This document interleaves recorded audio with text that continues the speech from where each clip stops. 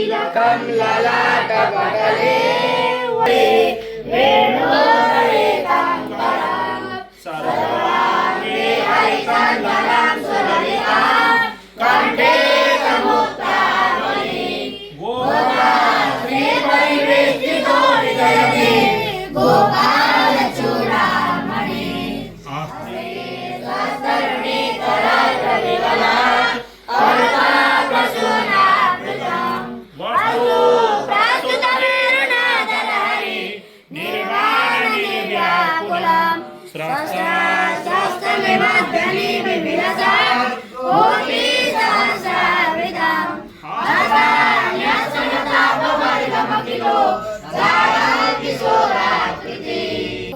श्रीमद् भागवत महापुराण को महात्म्य को क्रम में छौं। वैदिक सनातन संस्कृत गुरुकुल भूटान बोर्डर जयगाउँ हाम्रो खोकला बस्तीमा भागवत को कालांश चलिरहेको छ। यस अवस्थामा सम्पूर्ण भक्तजनहरूलाई सादर स्वागत। हजुरहरूले पनि भागवत को पुस्तक लिएर बस्नुहोला। हामी पढ्ने छौं भागवत। त आऊ अब हामी अगाडि बढ्ने छौं। भागवत को श्लोक तर्फ बढ्ने छौं। मंगलाचरण हामीले गरिसकेका छौं। ओम नमो भगवते वासुदेवाय।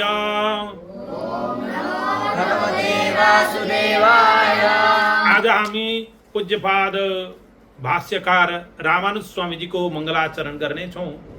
यो नित्यमच्युत पराम्बुजयुग्मयुग्म व्यामोहतस्थलितराणि तृणाय मेने अस्मद्गुरोर्भगवतो सदयैकसिन्धो रामानुजस्य चरणौ शरणं प्रपद्ये।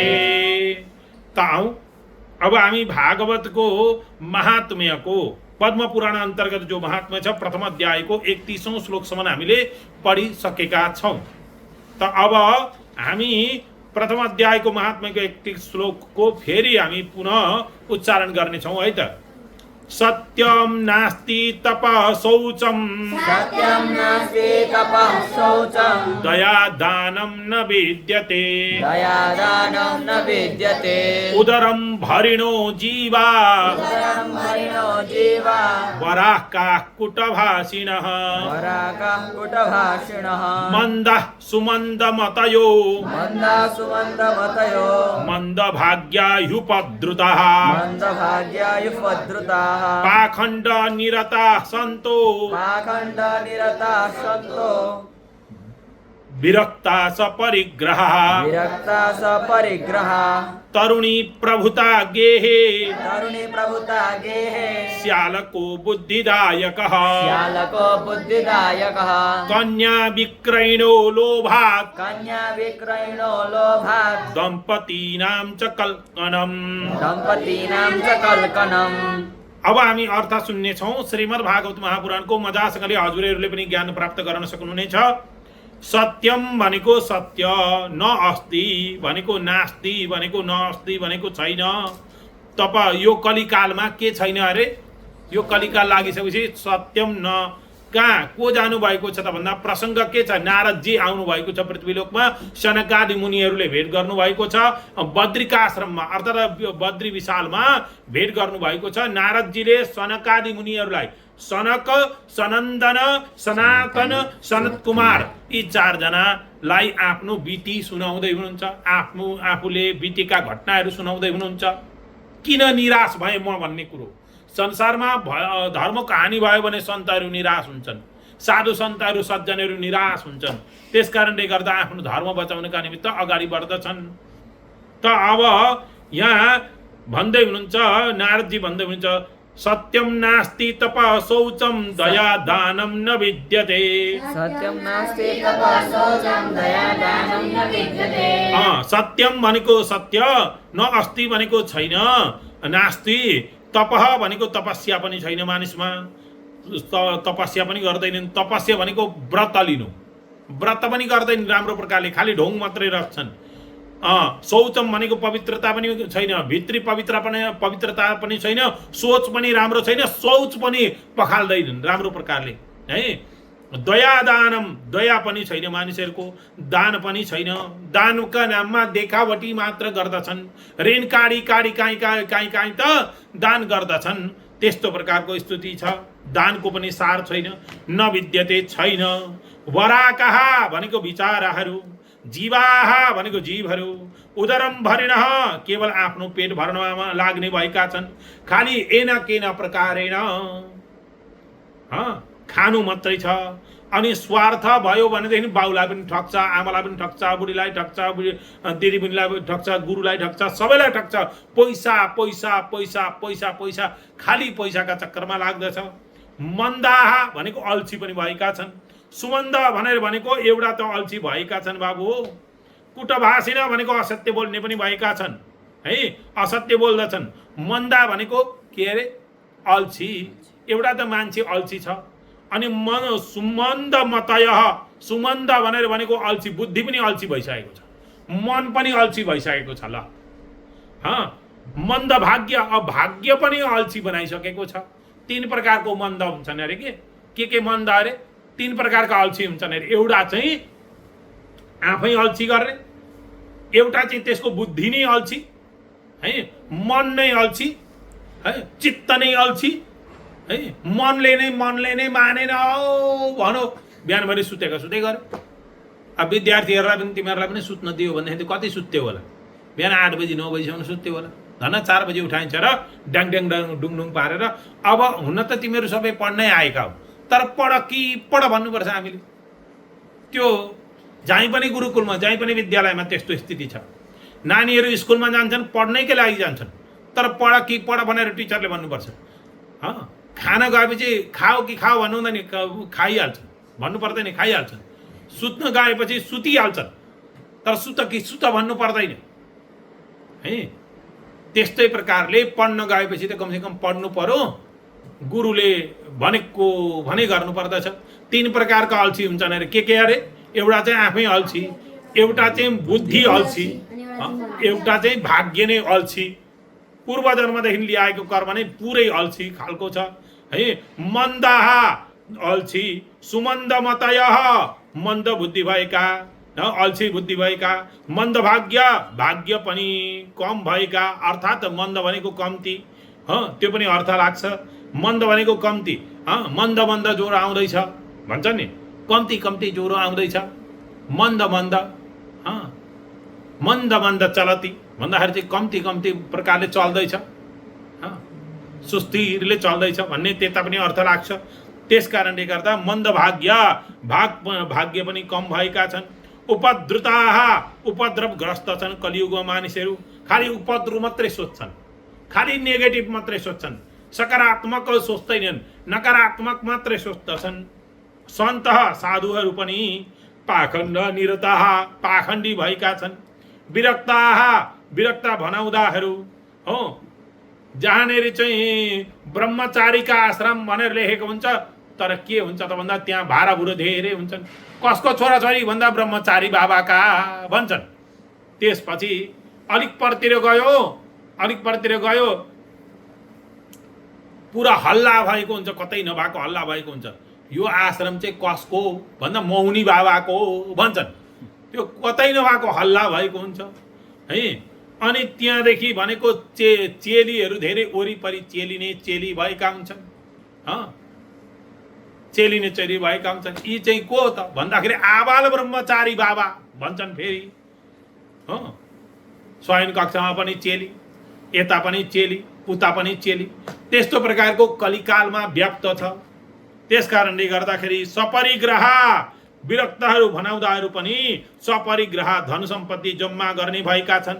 ठुला अब त्यागी बाबाहरू ठुला बिल्डिङ बनाएर बसेका छन्। मर्सडिजमा, जाइलोमा अनेक प्रकारका यो भारतमा निस्केका कारहरूका छन्, नामहरू जति पनि छन्। तिनीहरूमा टन हिँड्छन् है। हम पैसे को हाथ नहीं लगाएंगे, चांदी के चिमटा से उठाएंगे, खुरुक्क बेगमा राखेंगे भन्छन्। चिमटा होती है वो चिमटा सोने की भी होती है, और सोने के चिमटे से लगाएंगे झोली में तो बर्बाद ही बर्बाद है संसार। सपरिग्रह धन सम्पत्ति जम्मा गर्ने भएका छन्। गेहे भनेको घरमा तरुणी प्रभुता, तरुणीको प्रभुता छ।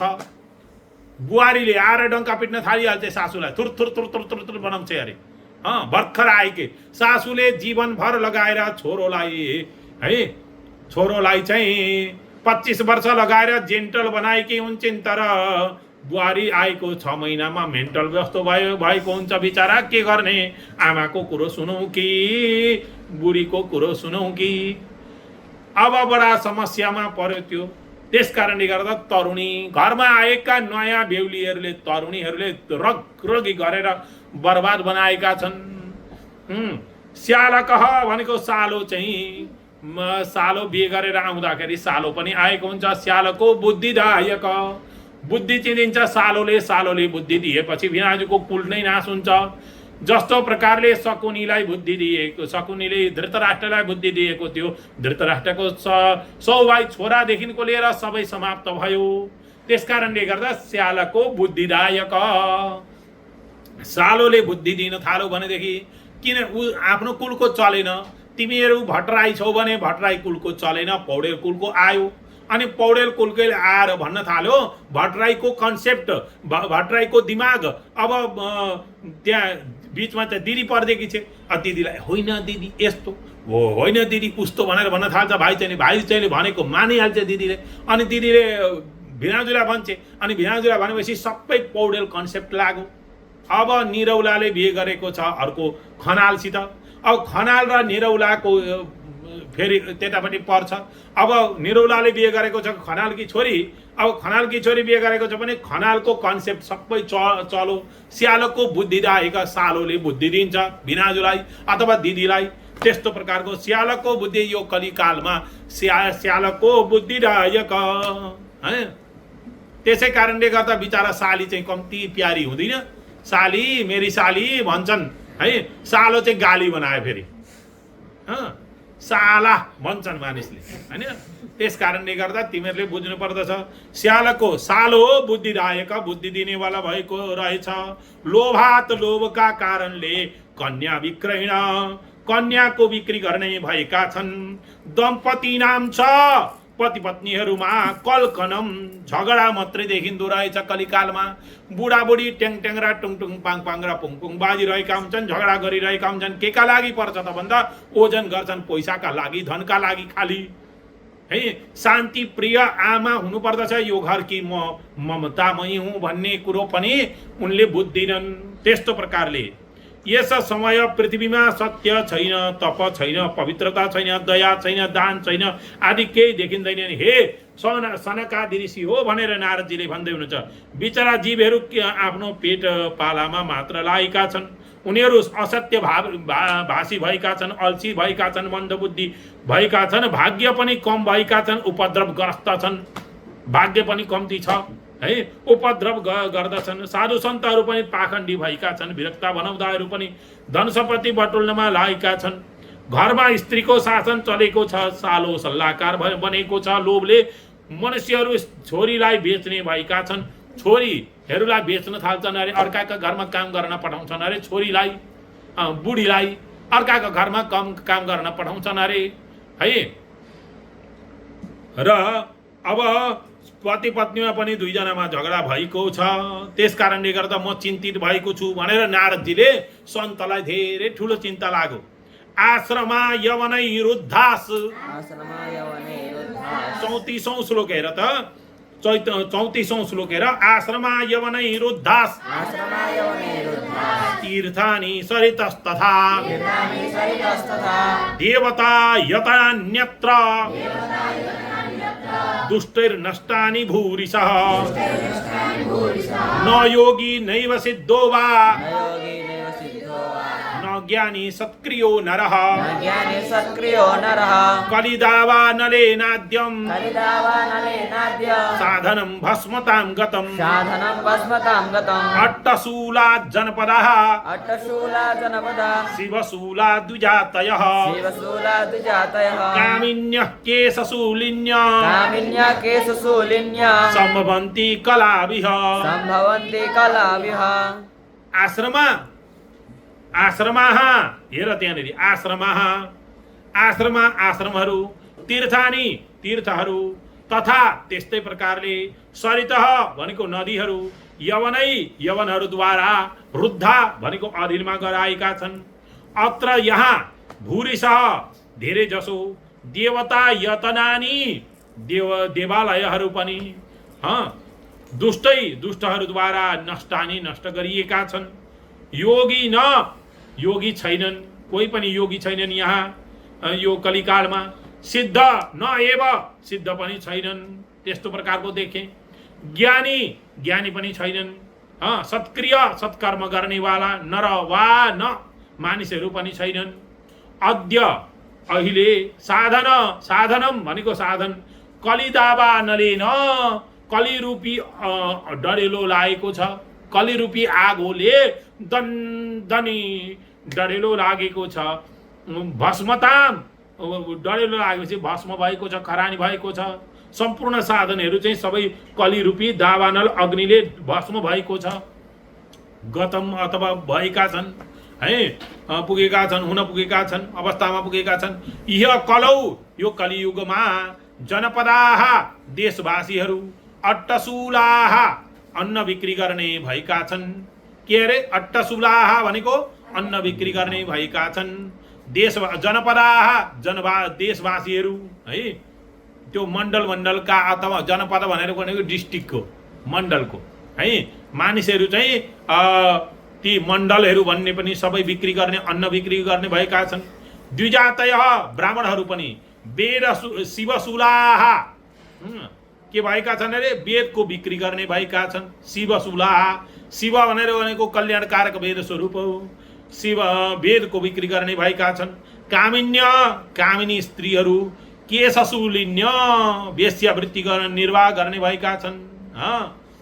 केशशूलिन्य वेश्यावृत्तिद्वारा जीवन निर्वाह गर्ने भएका छन्, सम्भवन्ती भएका छन् है। यस कलियुगमा आश्रम तीर्थ र नदीहरू यवनहरूका अधीनमा छन्। धेरै जसो देवालयहरू दुष्टले नष्ट गरिएका छन्। यस समयमा यहाँ न कोही योगी छन्, न त कुनै सिद्ध छन्, न ज्ञानवान नै छन्, न कुनै सत्कर्म गर्ने मानिसहरू नै छन्। सम्पूर्ण साधनहरू कलिरूप डढेलोले जलेर भस्म भएका छन्। यस कलियुगमा देशवासीहरू अन्नको बेचबिखन गर्दछन्। ब्राह्मणहरू वेदको बिक्री गर्ने भएका छन् र कामुक स्त्रीहरू वेश्यावृत्ति गर्न जीवन निर्वाह गर्ने भएका छन्। यस्तो प्रकारको स्थिति देखेर म चिन्ता युक्त भएको हो, म उदासीन भएको हो भनेर नारदजीले बिन्ती गर्नुभयो। एवं पश्यन् कलेर दोषान् पर्यटन्न बनी महम यामुनाम तटमा पन्नो यत्र लीला हरेरभूत्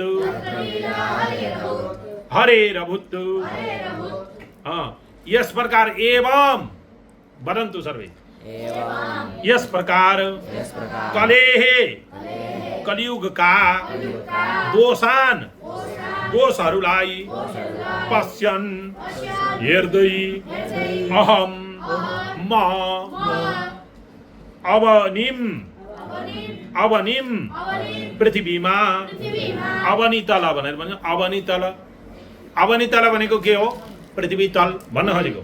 अवनिम पृथ्वीमा पर्यटन घुम्दै यमुना नदीको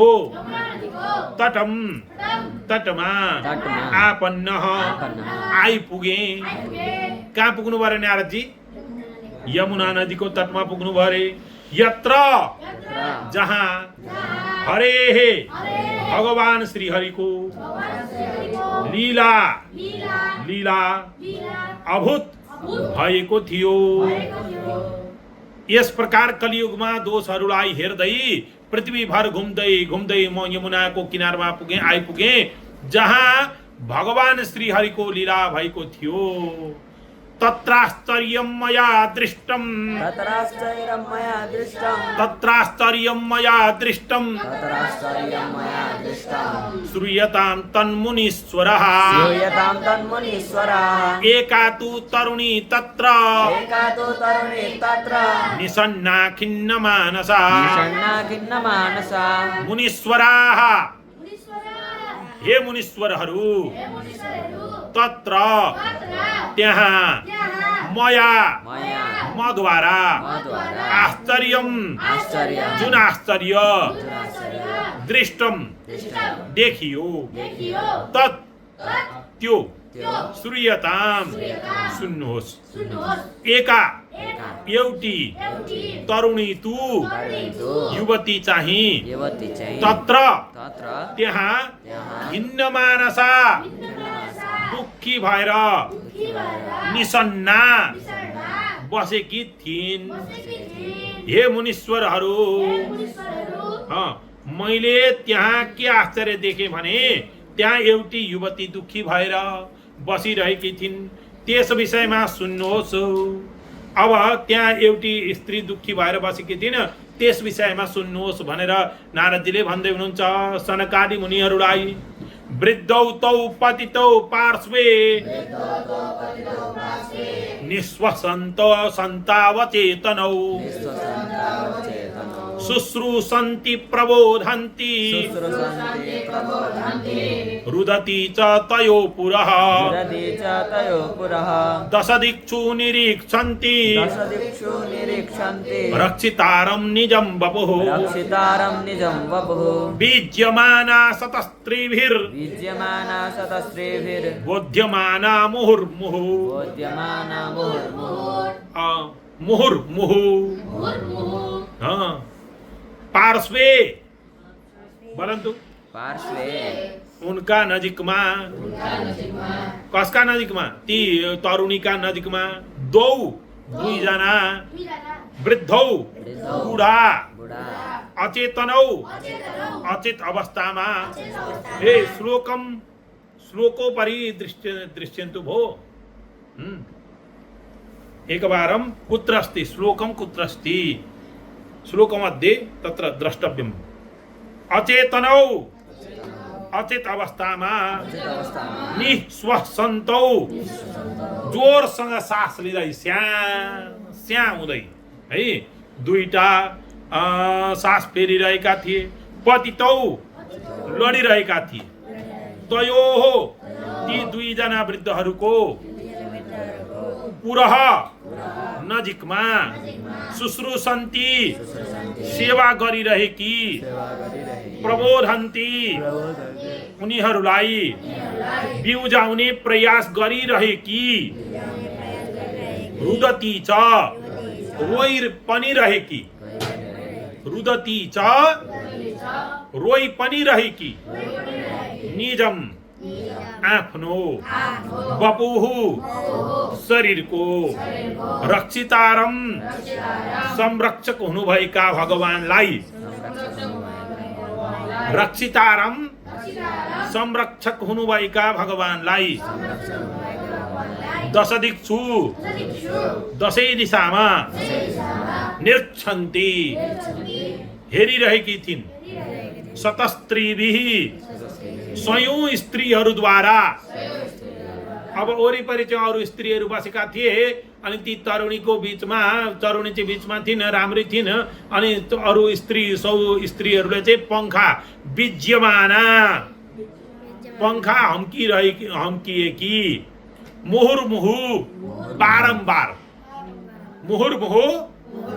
बारम्बार बोध्यमाना सम्झाएकी थिइन् सम्झाउँदै थिइन् उनले उनका नजिकमा अचेत अवस्थामा रहेका दुईजना बुढाहरू जोड जोडले सास फेर्दै जमिनमा लडिरहेका थिए ती युवतीले ती दुईजना बुढाहरूको सेवा गरिरहेकी थिइन् र तिनीहरूलाई बिउझाउने प्रयास गरिरहेकी थिइन् अनि ती दुईजनाको अगाडि बसेर रोइरहेकी थिइन् उनी आफ्ना शरीरका रक्षक परमात्मालाई दशै दिशातिर खोजिरहेकी थिइन् आफ्ना रक्षक कोही छन् कि भनेर परमात्मालाई हेरिरहेकी थिइन् कोही बचाउने आउँछ कि मलाई संरक्षण गर्ने पो आउँछ कि भनेर खोजिरहेकी थिइन् चारैतिर रहेका सयौं सेविकाहरूले उनलाई पङ्खा अम्किरहेका थिए बारम्बार उनलाई सम्झाइरहेका थिए दृष्ट्वा दूराद्गतः सोऽहम्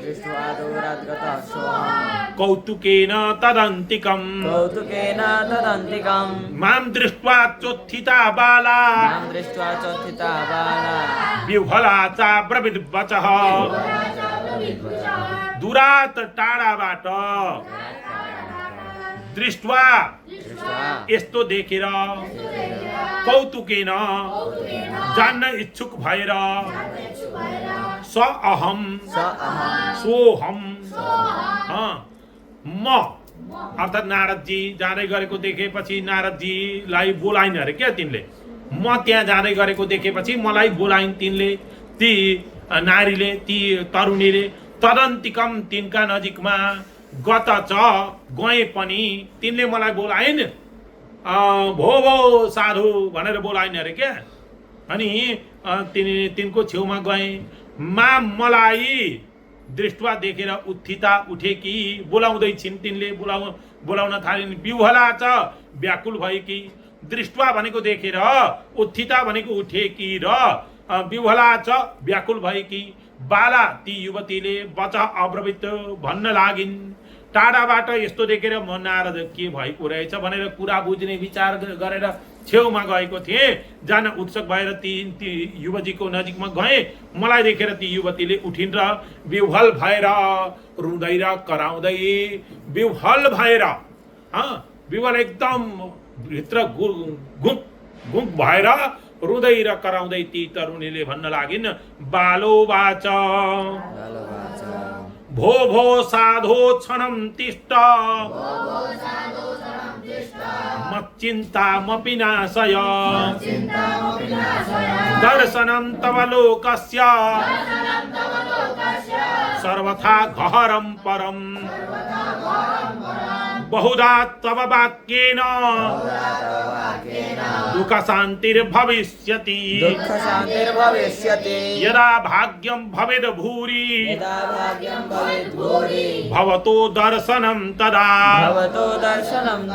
भो भो साधु हे साधु कसलाई भनिन् अरे नारदजीलाई भनिन् भो भो साधु हे साधु क्षणम एकैछिन तिष्ठ रोकिनुहोस्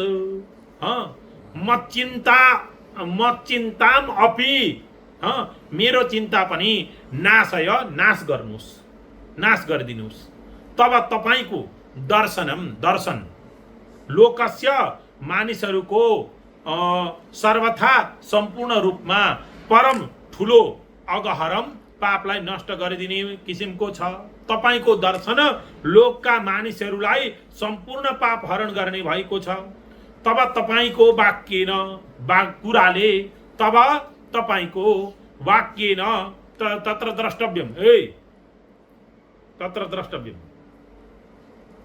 पुस्तके द्रष्टव्यम मम मुखेन तब तपाईको वाक्येन कुराले बहुधा धेरै दुःखको शान्ति भविष्यति हुनेछ यदा जब भूरि धेरै भाग्यम भवेत भाग्य हुन्छ तदा भवत दर्शनम त्यस बेला तपाईको दर्शन पाइन्छ हे साधु नारदजी तपाईँ एकैछिन यहाँ रोकिनुहोस् र मेरो चिन्ता नष्ट गरिदिनुहोस् तपाईको दर्शनले संसारका सम्पूर्ण पापहरू नष्ट गरिदिन्छ तपाईको वचनले मेरो दुःख अवश्य शान्त हुनेछ तब जब भाग्यको उदय हुन्छ तब मात्र तपाईको दर्शन पाइन्छ भनेर ती तरुणीले भनिसकेपछि अब अगाडिको प्रसङ्ग चाहिँ अगाडिको हाम्रो प्रसङ्गमा आउनेछ र यसरी भागवत राम्रो प्रकारले सुन्ने गुन्ने त्यो पुस्तक हेर्ने ल पुस्तक राम्रो ध्यान दिएर पुस्तकमा एक एकवटा अक्षर जहाँ जहाँ पुगेको छ अक्षर चिनेकै छौँ हामीले त्यो हेर्ने 43 श्लोकसम्मको अहिलेको व्याख्या हामीले गर्यौं श्री कृष्ण गोविन्द हरे मुरारे हे नाथ नारायण